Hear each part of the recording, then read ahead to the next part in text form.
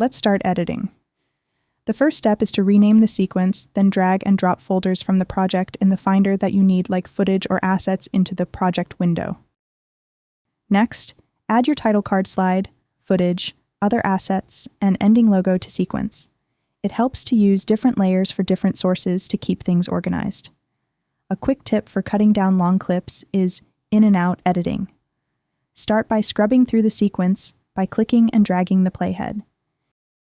You can also move along the sequence by using the J, the spacebar, and L buttons. L is fast forward. The spacebar is to pause and play, and J is rewind.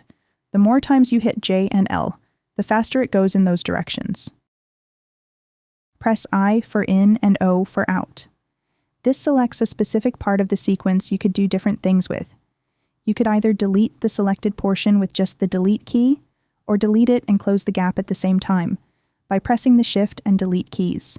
A is for the regular selection tool, or you can select it from the toolbar. It's for grabbing and moving around clips. B is for the blade tool, or you can select it from the toolbar. It's used for cutting and splitting clips. You can also shorten or lengthen clips by dragging the ends. To adjust linked audio and video clips separately or independently from each other in the sequence, turn the linked selection on or off.